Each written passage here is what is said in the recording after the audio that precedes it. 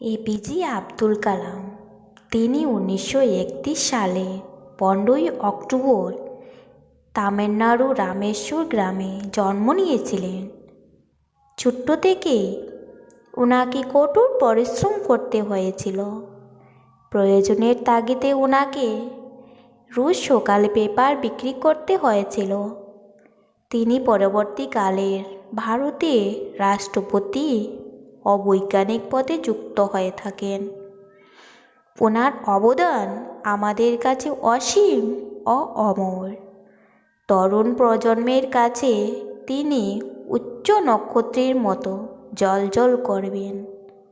ওনার দেওয়া উপদেশ যা আমাদের জীবনে প্রভাবিত করে। এমনই কয়েকটি উপদেশ যা আমি বলবো।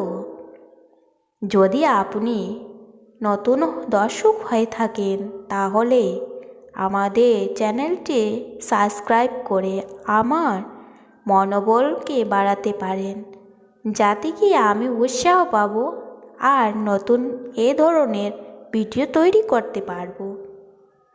তবে শুরু করা যাক। স্বপ্ন বাস্তবায়ন না হওয়া পর্যন্ত তোমাকে স্বপ্ন দেখতেই হবে। আর স্বপ্ন সেটা নয় যেটা তুমি ঘুমিয়ে দেখো। স্বপ্ন তো সেটাই যেটা পূরণের প্রত্যাশা তোমাকে ঘুমাতে দেয় না। একটি ভালো বই 100টি বন্ধুর সমান, আর একজন ভালো বন্ধু একটি লাইব্রেরির সমান। সফলতার গল্প পড়ো না, কারণ তা থেকে তুমি ব্যর্থতা পাবে। ব্যর্থতার গল্প পড়ো, তা থেকে তুমি সফল হওয়ার ধারণা পাবে। তুমি যদি সূর্যের মতো আলো ছড়াতে চাও তাহলে আগে সূর্যের মতো জ্বলো।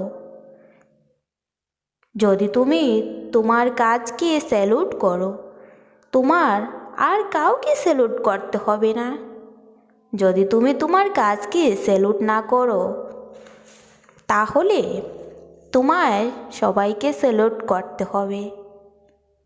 তুমি তোমার ভবিষ্যৎকে পরিবর্তন করতে পারবে না, কিন্তু তোমার অভ্যাস পরিবর্তন করতে পারবে, এবং অভ্যাস নিশ্চিতভাবে তোমার ভবিষ্যৎকে পরিবর্তন করবে।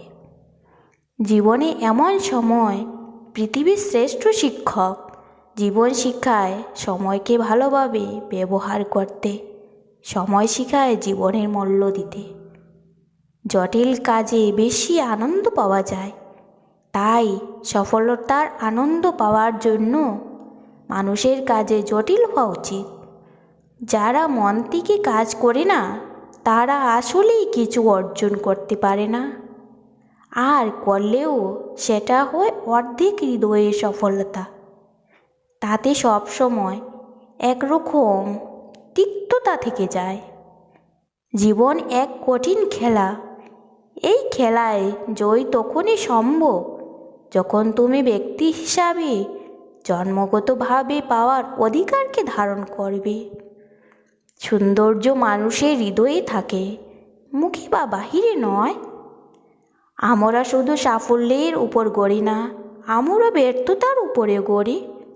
একজন খারাপ ছাত্র একজন দক্ষ শিক্ষকের কাছ থেকে যা শিখতে পারে, তার চেয়ে একজন ভালো ছাত্র একজন খারাপ শিক্ষকের কাছ থেকে অনেক বেশি শিখতে পারে। কাউকে হারিয়ে দেওয়াটা খুব সহজ, কিন্তু কঠিন হলো কারো মন জয় করা। প্রতিদিন সকালে এই 5টি লাইন বলো।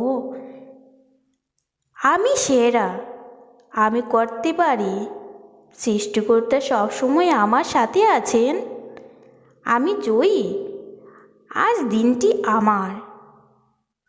বৃষ্টির সময় প্রত্যেকটি পাখি কোথাও না কোথাও আশ্রয় পায়, কিন্তু ঈগল মেঘের উপর দিয়ে বৃষ্টিকে এড়িয়ে যায়।